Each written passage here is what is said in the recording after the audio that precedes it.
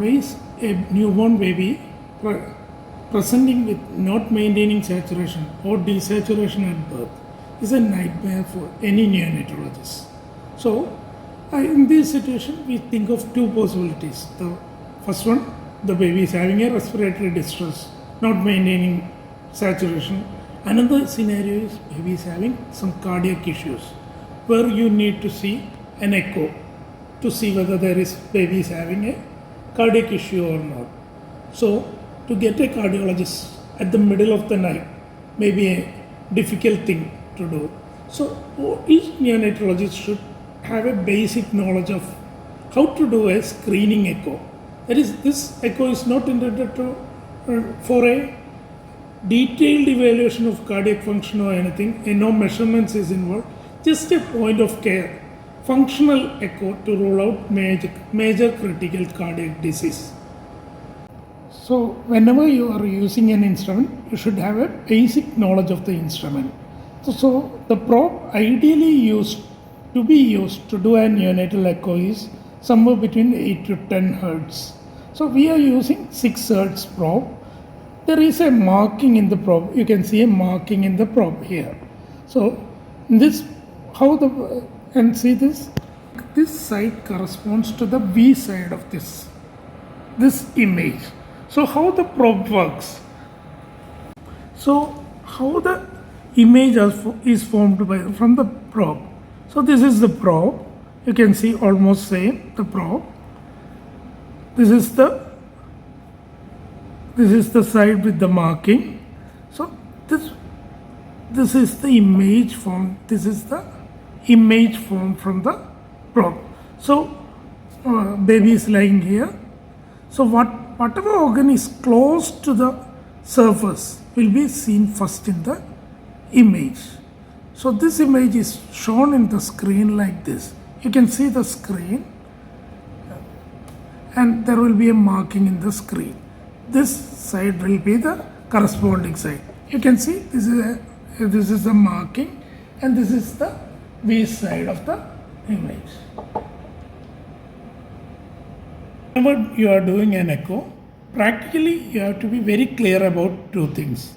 There is a marking in the probe here that corresponds to the marking V of this screen. That is this side. So, yeah. Is it clear? This side is the V. That corresponds to the marking of the probe. So, if you are keeping like this, you have kept the marking in the left side. The organs which are closer to this V will be the left side. That is, this will be the left ventricle and this will be the left atrium. And next thing, another important thing is, if you see this is the heart, this is the right atrium, this is the right ventricle, this is the left atrium and this is the left ventricle. But inside the body, heart is not lying like this. It is turned like this. So the anteriorly, it is the right atrium and the right ventricle, and left atrium and the left ventricle is placed posteriorly or deeper in the body. How it appears in the echo is, these superficial structures will be appearing close to the V. So if you place like this, I said will be the left side. That is, this will be the left ventricle and this will be the left atrium. So whenever you are doing an echo, it should be a systematic approach. So there are certain views which help to identify the chambers as well as each part of the heart. So how to hold the probe? Always hold the probe like a pen, in a pen holding position. So hold the probe. I have kept the marked part on the left side. So how to obtain an 4-chamber view or an apical 4-chamber view? Just place the probe just besides the nipple and place it towards the right shoulder. Now you can see the 4 chambers clearly in the view. Just see the 4 chambers. So here you can see the 4 chambers in this view. So what are the chambers here you are seeing?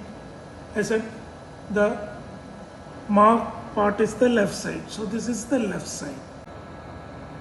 So here you can identify that the chambers close to this cone is the ventricles. So how to identify the right and the left ventricle? I have already said I have placed the marked portion towards the left side. So this is the left ventricle. This is the right ventricle. This is the other chambers. This is the right atrium, and this is the left atrium, and this is the right atrium. So now you have learned how to identify the chambers. So what all things you can identify in this view? First and the foremost is you can trace the pulmonary veins draining into the left atrium. If you put a color, that may become more clear. See, here you can see pulmonary veins draining into the left atrium. Here also you can see veins draining into the left atrium. Here also you can see that red thing, the pulmonary veins is draining into the left atrium. So if you can demonstrate pulmonary veins draining into the left atrium, what you are ruling out? You are ruling out the total TAPVC, that is total anomalous pulmonary venous connection. Next thing you have to see in this view is whether atrial septum is intact or not. That is, whether there is atrial septal defect is there or not. Let's see, if you can see, there is a continuous. You can see that there is continuity of the septum. So the SD is almost rolled out.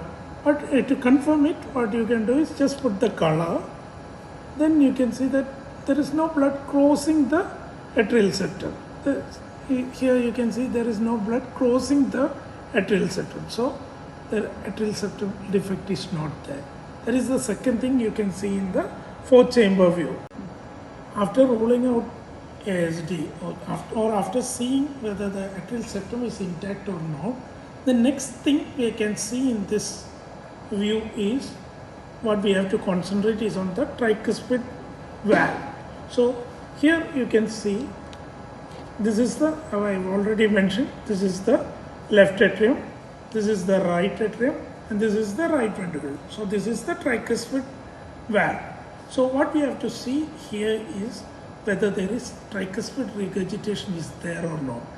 Because this if tricuspid regurgitation is there, then that gives an indirect clue that the baby is having some pulmonary hypertension. So what you have to do is put color there and see for regurgitation of blood, which will appear as a blue, which will appear as blue in color. So here you can see there is some regurgitation is there. You can, I'll just freeze it and see. Yeah, here you can see some blue color is there in this view. That is, there is trivial tricuspid regurgitation is there. But so the visual impression of significant tricuspid regurgitation is this blue color touching almost the wall of the right atrium. It is not there. Here, what we can make out is there is a trivial tricuspid regurgitation. As the baby is not tachypneic, as the baby is maintaining saturation in room air, this trivial tricuspid regurgitation we can ignore.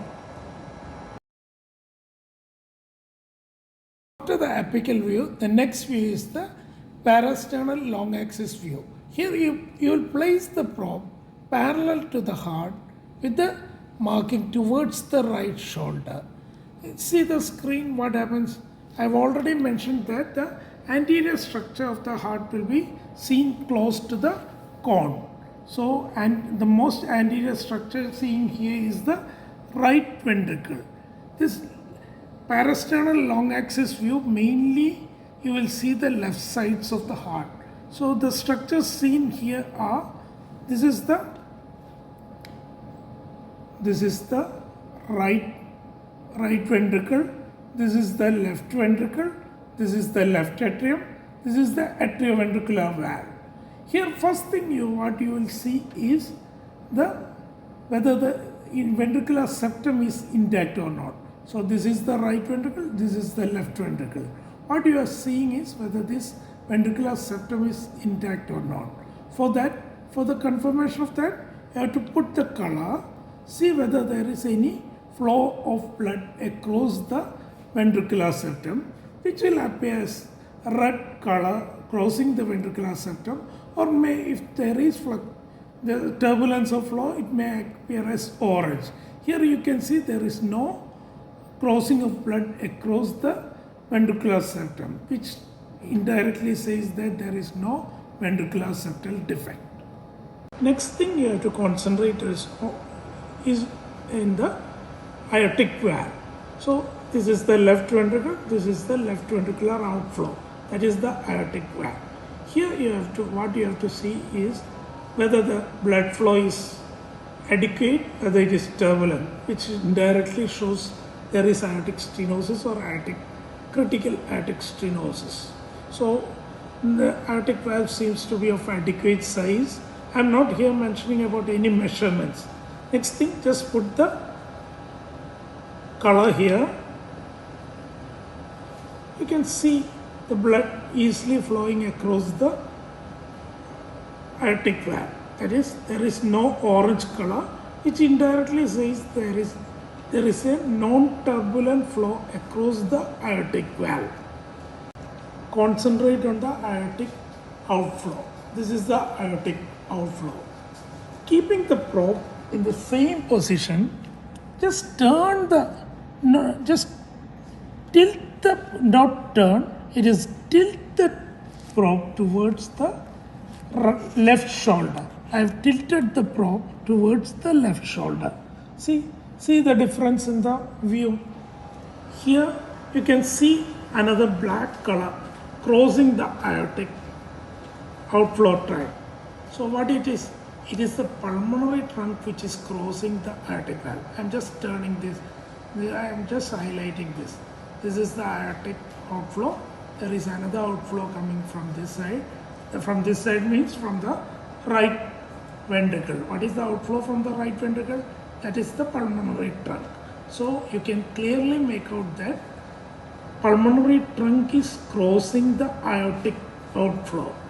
That is, that rules out another critical congenital heart disease, that is TGA. If you put color, it may become a bit more easy to understand. You can see the aortic outflow here, which is coming as the blue color. Then when you turn it, another blue color is crossing this blue. That is, you can make it out. That rules out TGA. In TGA, there won't be any crossing of the pulmonary trunk over the aorta. Both pulmonary trunk and aortic outflow will appear parallel to each other. Now, keeping the probe in the same position, just turn the probe on 90 degree so that the marker, previously the marker was pointing towards the right shoulder. Take the marker towards the left shoulder. Here you are cutting the heart in a cross-sectional view. This is called the short axis view. So how will the image appear in the short axis view? In the short axis view, the center will be the aorta, and you can see all the chambers around the aorta, but you will be mainly seeing the right side in the short axis view. This is the right ventricle, this is the right atrium, this is the aorta. Here clinically what all things you will see in the short axis view. First is, you will see for the three leaflets of aortic valve. That is, you can see the bend side, which rules out bicuspid aortic valve, which is very important. Second thing, what you will see is C4 right ventricular outflow tract. That is, you can see this is the right ventricular outflow, that is the pulmonary trunk. In pulmonary atresia, you won't be seeing it. It becomes more clear if you add color to it. You can see the blood easily flowing from the right ventricle, that is the pulmonary trunk is normal or there is no critical pulmonary stenosis. High parasternal cross-sectional view. This view is basically intended to see for PDA. What you have to do is just push the probe slightly upwards. Now what you can see is the high parasternal view. Just put, if you can see here in the screen, you can see the pulmonary trunk coming and dividing into two. I will just show. This is the pulmonary trunk coming, dividing in the right pulmonary artery and the left pulmonary artery. It will become a bit more clear if you put color. We'll see how it appears after putting the color. See, this is the pulmonary trunk dividing into the right and the left pulmonary trunk. If there is PDA, you can see an orange color or a reddish color in this view. The PDA is already closed in this baby.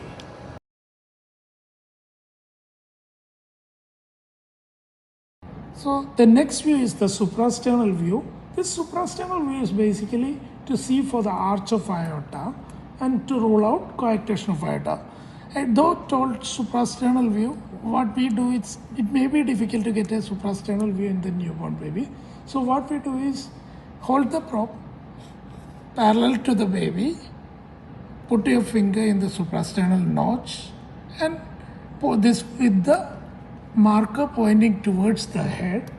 Keep the probe towards the heart of the baby and see for the arch of aorta. See, if you keep like this, you will get an image like this. See, this is the suprasternal view. Here you can clearly make out the arch along with the branches. This rolls out the coarctation of aorta. It becomes much more clearer if you put the color. Here you can see the blood coming in. See, the blood is coming towards the probe. That is the red. That is denoted by the red color.